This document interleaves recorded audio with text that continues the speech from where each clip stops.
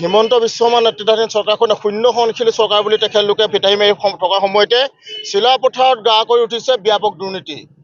ইয়াৰ দেখিবলৈ পাইছোঁ ব্যাপক দুৰ্নীতিৰ ক্ষেত্ৰত কামসমূহ সূক্ষ্ম দৃষ্টিৰে নিৰীক্ষণ কৰিবলৈ বাৰম্বাৰ ঘোষণা কৰি থকা ভুৱন পেগু কিন্তু নীৰৱ দৰ্শক হিচাপে ইয়াত তেখেতে নিৰ্দিষ্ট স্থানত দূৰত্বত আসন গ্ৰহণ কৰিছে। গতিকে আমি এটা কথা বুজি পোৱা নাই, এখন দলং খহি পেলাই পৰি গ'ল, সেই কনষ্ট্ৰাকশ্যন কোম্পানীৰ কামৰ নমুনা দেখাৰ পিছতো কিন্তু দলংখন পুনৰ সেই কোম্পানীটোকে নিৰ্মাণ কৰিবলৈ কথাটো কি বুজাইছে একচুৱেলি? আচলতে গোটেই চৰকাৰী বিভাগটোৱে ইয়াৰ লগত জড়িত হৈ আছে নেকি?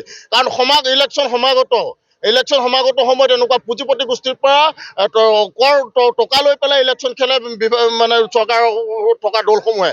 গতিকে সেইটোৱে প্ৰতিপন্ন হৈছে নেকি যে শিৱম কনষ্ট্ৰাকশ্যনৰ ওপৰত টকাৰে ইলেকশ্যনখিনি ৰাজগাদী খাইছিলে নেকি, য'ত নেকি আজিলৈকে শিৱম কনষ্ট্ৰাকশ্যনৰ তেখেতলোকে ব্লেক লিষ্টত কৰিব পৰা নাই। আৰু যিজন ইয়াত বিষয়া আছে, কাৰ্যবাহী অভিযন্তা আছে, সেই অভিযন্তাজনৰ ক্ষেত্ৰতো কিন্তু কোনো ধৰণৰ ভূমিকা গ্ৰহণ কৰা আমি পৰিলক্ষিত নহ'লে।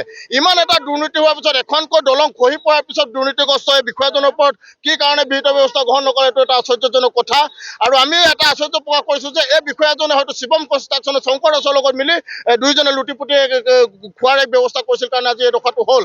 আৰু চিলাপথাৰ অঞ্চলত যিমানেই ৰাস্তা বনিছে, সকলো ৰাস্তাতে কেৱল দুৰ্নীতি হৈছে।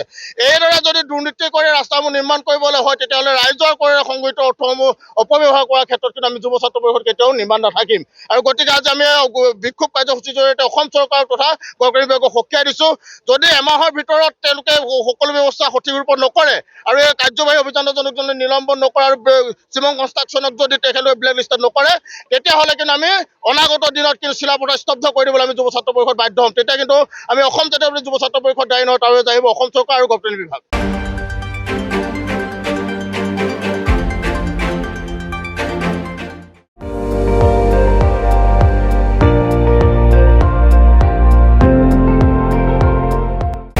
আপুনি চাই আছে ND24, সৰ্বশ্ৰেষ্ঠ নহয় সৰ্বোত্তমৰ দৌৰত।